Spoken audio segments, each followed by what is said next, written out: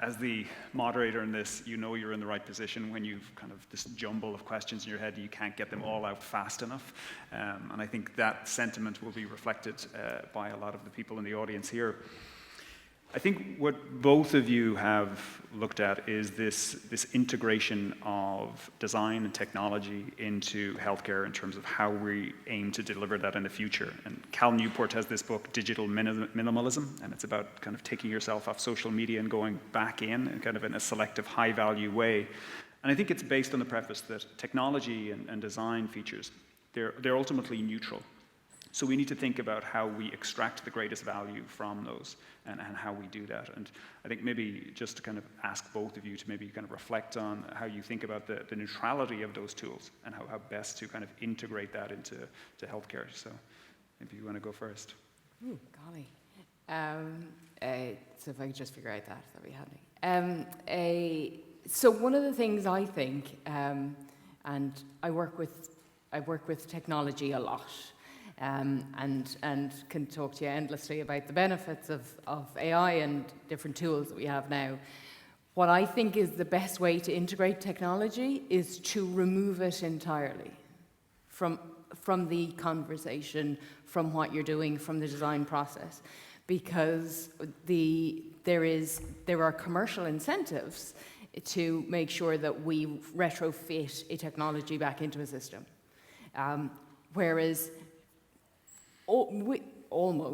we can do anything with technology. So instead, forget about it, leave it out, see what's needed in a situation, build up what that looks like, and then when you figure out what's needed, then go and find the technology and put it in, because there are technologies to do everything. What we're doing, though, is repeatedly, there's a thing created, a commercial drive behind it, it's being pushed into a situation, and it's being pushed from top down, and it doesn't work. Yeah, and I think it's about that stripping away down to the minimalistic requirements and then kind of piecing in the highest value. So what Alice is describing, of course, is technological determinism, right? We get the tool, then we have to adapt to the tool. So I think that a lot of our solutions to the problems that we're facing in medicine really are found in design and are found in the core issue of empathy about the end user, right? And so I think we can look at these technologies are good or bad, but it really depends upon how they're designed up front and how we integrate them or prioritize them when we're with our patients, if that makes any sense.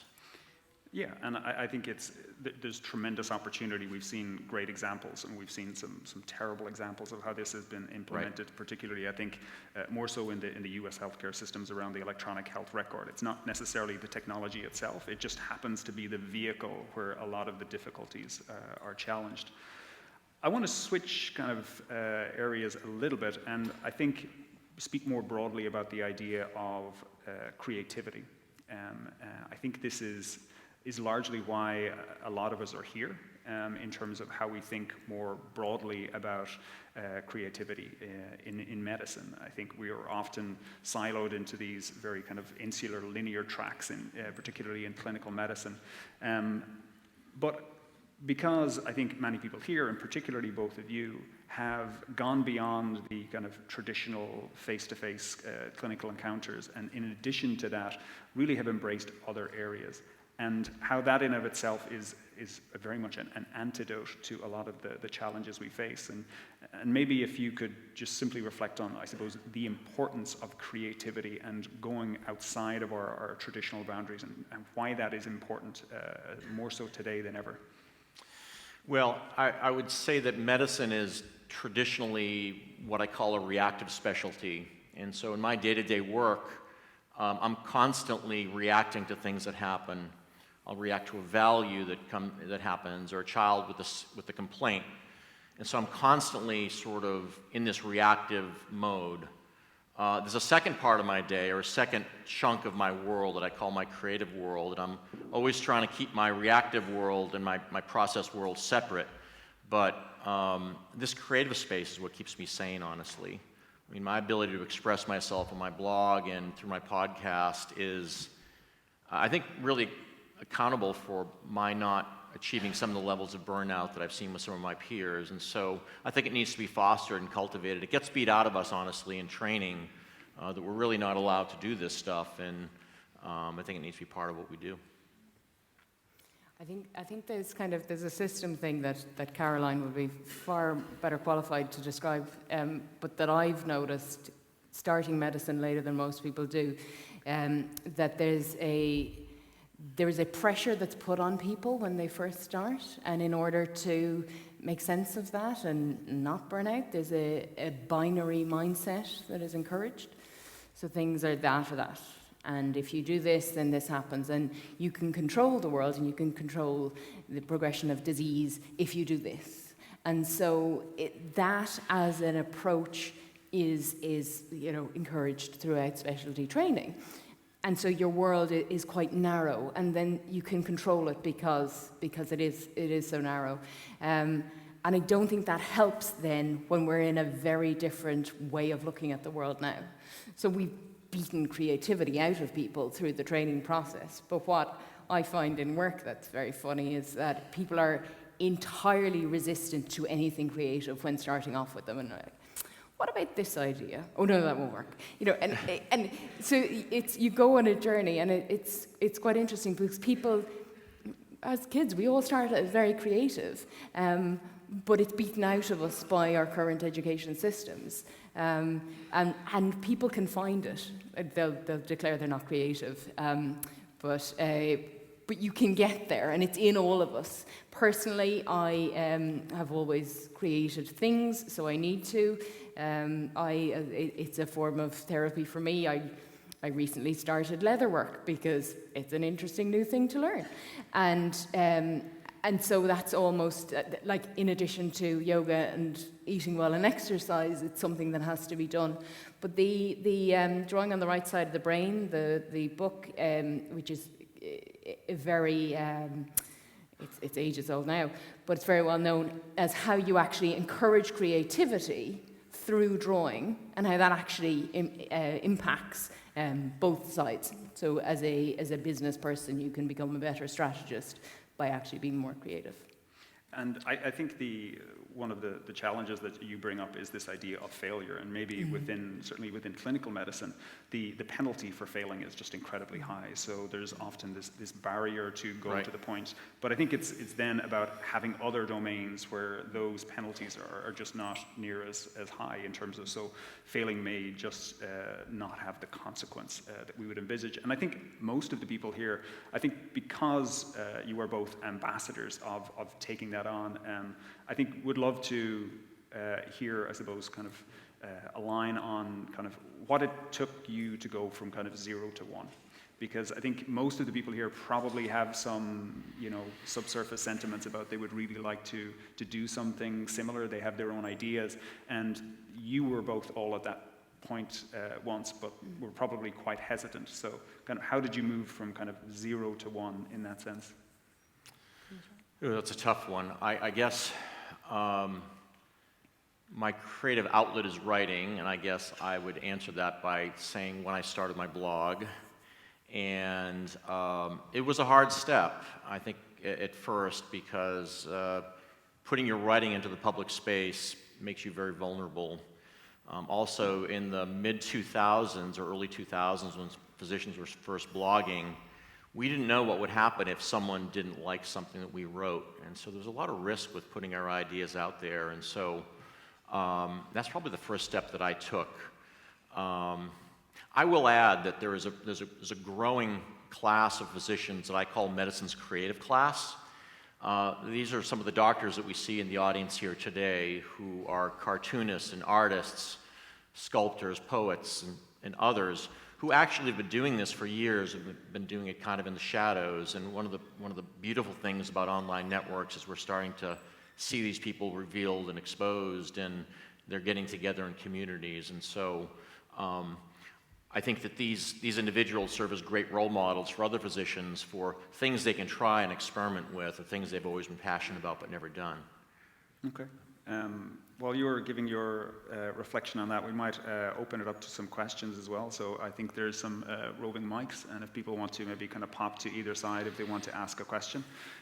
So we'll get your take on how to go to 0 to 1. 0 to 1. Well, failure as a word frustrates me. Partly because I'm the receiving end of technologists who come up with things like fail fast, fail fast and break things that doesn't work in healthcare, but we can create another version of prototyping and doing things intelligently. Society, we're not set up to reward people to do anything different. That is well known, and that's how order is kept, etc.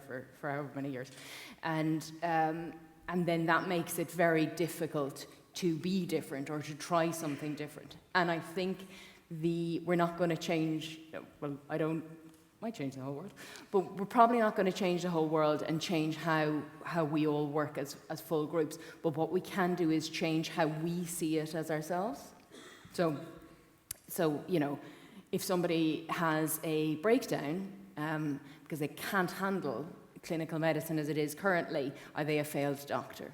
And it's these kind of things that we need to make sure that if we can't control the judgment of the outside world, you can control how you relate it to your own actions.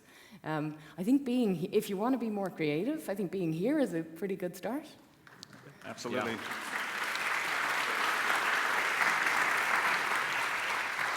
So I'm not sure if there's any questions anyone would like to ask. If not, that's fantastic. That means I just get to ask our speakers more questions, which is great. I think both of you have painted a picture of a very different landscape of healthcare in the future, and which I think is a good thing.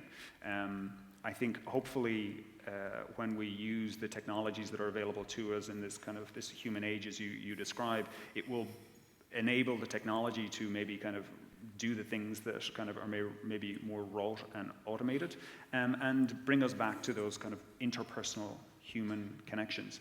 But I think in preparation for that, we need to kind of think about, I suppose, two elements. One is how we go about then thinking about selecting clinicians for the future, in terms of the skill set that is required. And secondarily, and probably more importantly, is how do we emphasize the priority of that? How does that get a currency of value that is held at the highest level? So we ensure that is the case, rather than the tools of, say, artificial intelligence just make it that we are just seeing more patients faster. How do you think we need to think about those kind of future dilemmas? One of the things I think is really important for this is that when doctors are asked what skills are needed or what we need as a future, the most common response is we need more doctors. So we don't have doctors, we need more doctors. And there is a belief that if there were more of us, then a lot of these problems would be solved. So the thought process isn't about understanding future skill sets. It's about we need more because we're under pressure. There's massive existing inefficiencies. How much time somebody spends logging onto a system that's based on a machine from 1992. It's these sort of things that we're currently doing that actually you change those, and then instead it then impacts the level of service you can deliver. What I would actually suggest is the skill sets we need are the ones from 50 years ago. So yes, there'll be some changes in terms of diagnostics, but what it is it's about human-to-human connection. And so as Bryan was talking about, we've put technology in between, but the skill sets we need, they're not actually the machine ones, because the machines will take care of themselves. In a creepy way in some ways, but the machines will take care of themselves. So for example, you don't need to sit down, so a 3-year-old, when you give a 3-year-old an iPhone, and they're trying to get into videos on YouTube, you don't need to have a session with them where you re-examine what they do and create a new skill set to teach them. They can automatically use it because it's so well integrated, because it's designed to be well integrated. We need healthcare technology that is so well integrated that we just get back to being humans. Okay. Yeah, I mean, I think for generations,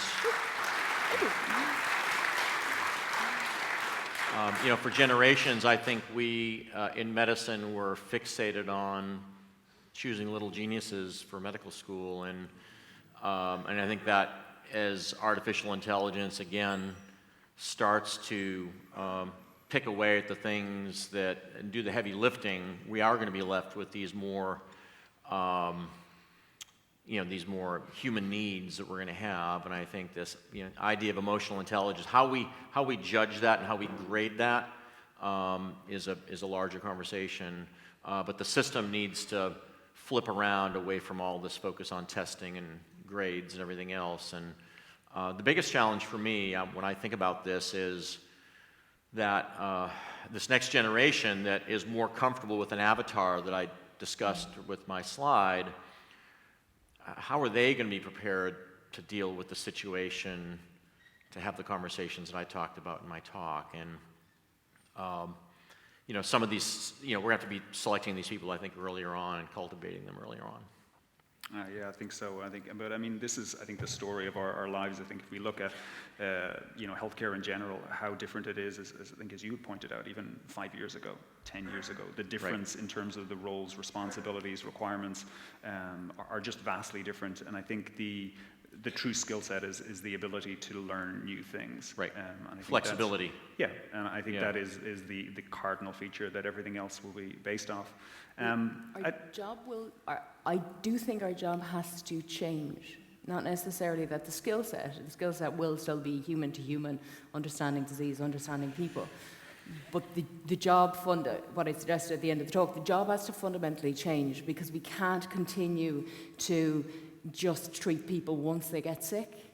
And technology can do prevention very well, and we have nowhere in any budgets do we have money allocated in order to just do things smarter. And there is no commercial incentive out there or a product that is the walk product. And I've been doing a little bit of work around longevity, and it's all like eat well, eat more vegetables, drink less alcohol, don't smoke, do exercise. And these are all so boring that it's, but that's what the doctor has to do, because the doctor will have to be in a position whereby they're promoting health, and this is how we have to do it, not just in an isolated health promotion ad campaign that you randomly see a poster of, but actually actively participate.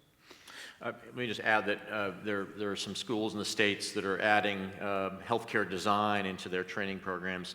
Bonku at Thomas Jefferson and Dell Medical School in Austin, where design thinking that Alice was discussing in the presentation is really part of their medical education. And so, spaces in emergency rooms, workspaces, hospital rooms, physicians can have a say and a role in at least understanding how design thinking takes place. We can't turn them all into designers, but we can help them understand what's happening. And I think one of the key kind of dilemmas here we face is there's a lot of people obviously in the room who will be very much kind of in agreement with you. But the challenge of this kind of very sclerotic, unwieldy beast that is healthcare in terms of how we execute change and innovate for whatever that word means, how do we kind of start the conversation even locally? So we can talk about the broader concepts of where technology is going in healthcare, but at a very local level, how do we start the ball rolling there? Do you want to start with how we start? It has to start with leadership, top-down leadership, understanding. We just talked about design thinking in healthcare and making that a priority, and that happens both in at a hospital administrative level as well as a medical school administrative level. So it's really got to be part of the culture of an organization before it can really be integrated, I think. I would think that as a group of people, we need to see the value in what is possible. So we've gone so far down a road in terms of resource constraints that it is very hard for people to see value, and all they can see is this great big fire that's in front of them, engulfing everything. And I think it's through conversations like this that we can start to see how there is possibility in terms of when doing a large-scale program. One of the things that I'll always build in is quick wins. So you have to examine the system properly and then build in a quick win. What is the low-hanging fruit that can be done that will just relieve 10 minutes here or 20 minutes there? And that's where you have to talk to everybody as part of the team. But there's a whole load of, there's design schools that have people. There's a design course in Dublin.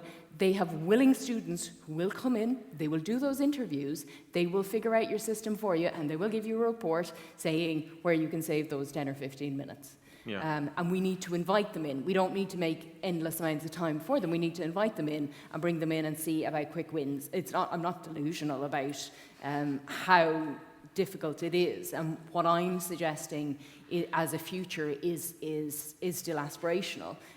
I didn't have a thing of here's where it's perfectly sorted. But I do think, as I mentioned in the talk, the really important thing of that the doctors are the gatekeepers, and currently the doctors are holding back, whatever you want to call it, innovation, change, improvement, etc., because there's such panic about what's happening.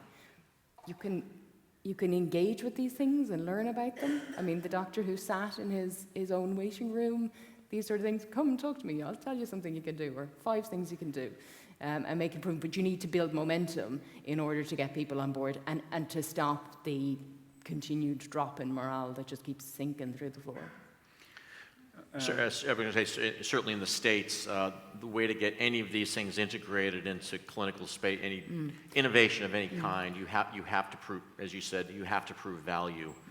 If you can appeal, certainly in the States, in dollars and cents, that a design process or an iterative process that's constantly going, involves a small team, is going to, you can demonstrate cost savings. That's really the American system, the inroad in, for sure.